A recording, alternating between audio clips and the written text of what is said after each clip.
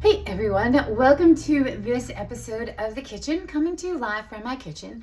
I wanted to talk to you guys a little bit today about how we can eat nutritious foods without totally breaking the bank. So some of you may know I am a clinical dietitian, and a lot of what I did early on was in the hospital, and then I realized, hey, let's spend more time keeping people out of the hospital. But even before that, when I was in school, I had the option to kind of go into clinical or into policy. And policy is kind of different. And so I was really passionate about the types of foods that we were growing, making, and marketing and distributing to our people.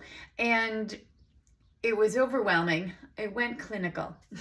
So I have a little piece of that passion in me, and I do like to kind of work it into everything we do, because I think it is a big part of being healthy, and also trying to understand what can we do, what is a simple and easy way to just eat well. And it's getting a little bit harder to do that. So here's some quick tips on that. So my first, if I put the ingredients over here, I'm like, what was I going to talk about over here? Okay, so first, I did take out peanut butter, because I think that the peanut butter, this one for sure is going to cost a little bit more, but maybe $1 or $1.50, and I think it's worth the investment. It doesn't have any sugars, it doesn't have any preservatives in it. It's pretty much ground up peanuts and salt, and that's really all you need. You can also get unsalted, and then it's just ground peanuts. So I think that is a great option, and that is a very worthy thing to spend the extra money on. When your tongue gets a hold of some of the other brands that have very smooth tops, and they get a lot of sugar and other things swirled in there to make them super smooth, you upregulate that like sweet flavor, so that when you go to try like an actual peanut butter or another nut butter, then you're like, oh, this is like cardboard. You're looking for that sugar, and you're looking for those additives. So try to condition yourself. If you've been eating those kind of peanut butters and you go and you get this one, give it a chance, right? Give your tongue a chance to adapt to that. And that really does go with all of your foods. If you're taking in foods that have a lot of sugar, even sodas and things, your tongue is waiting for that like super sweet hit.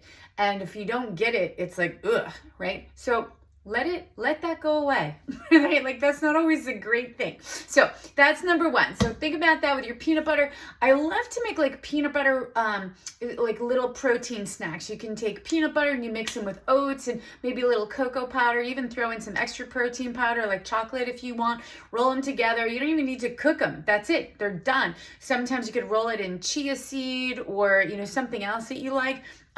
Even a little bit of like cinnamon or something like that. Delicious. It's a great snack. It's got nutrient dense calories and awesome.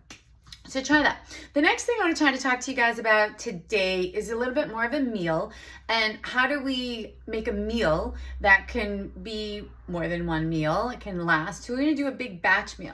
So I have here farro, which again is probably a few more dollars, but you could just use, if you just get like a big sack of brown rice, long grain brown rice, like that's also fine too. So you cook that off. I usually do it, I have a rice cooker, so you just dump it in. It's a 2-to-1. So if I put in 1 cup, it's 2 cups of fluid, cook it in there, push the button. Same ratio on the stove if you're doing that. Could even use pasta if you want, but sometimes people are not so excited about gluten. So you cook up that. The next thing you're gonna do is like I have a zucchini here. It's summer season. The zucchinis are farm fresh. So this one looks a little bit beaten up because it hasn't been super cultivated, right? It's from the local market, so or the local farm. So, grab a zucchini. You can saute some zucchini with a little onion and garlic. And my favorite thing in the world that I grew up on is canned tomatoes. You're going to just throw your zucchini sauteed in some garlic and oil. Very delicious, very flavorful. Throw it in with the tomato sauce and dump it over, or even mix it in with your rice, your farro, your pasta.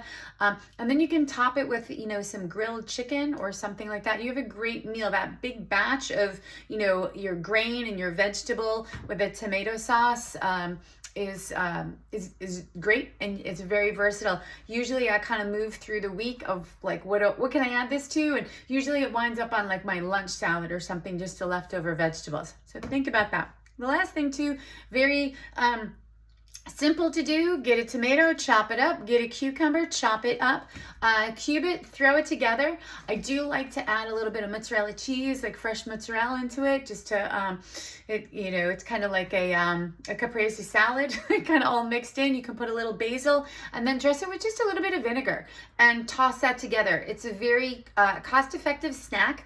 It's nutrient dense. It's not packaged or preserved, and it's wonderful. So those are your tips, where to cut back, where to not cut back, and use your, sometimes I was saying to somebody, like, we're so accustomed to having these foods that they've got a lot of refined flour, a lot of like sugar extenders, like high fructose corn syrup and different preservatives and like actual food extenders, that the food is cheap. And it's actually not like food. We're just accustomed to like bargain basement food. And then when we actually have to go buy like food of good quality with nutrition, we're like, geez, it's really expensive.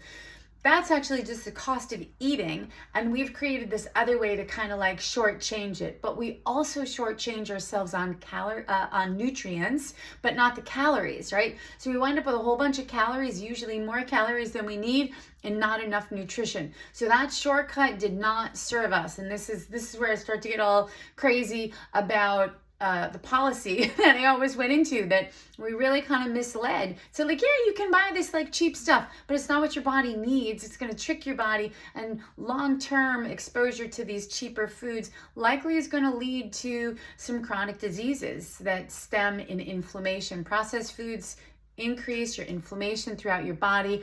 It's going to make, if you have it's either going to create or add to an existing situation like heart disease, diabetes, high blood pressure, all of the obesity. These are all things that we can eliminate sometimes, or we could at least make less with the food choices.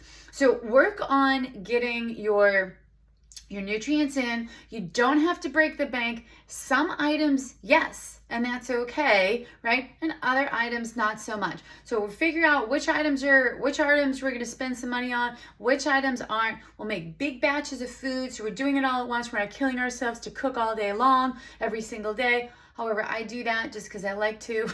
Nope, not everybody does. Enjoy that. Enjoy your food. And remember, just give a good look over to what foods you're eating, what you're buying, and what's the sticker price. Is it really, are you getting your value, right? We say calories, dollars, right? What are you buying with your calories, right? Are you buying junk or stuff that's dressed up to look like food? Or are you getting some nutrition?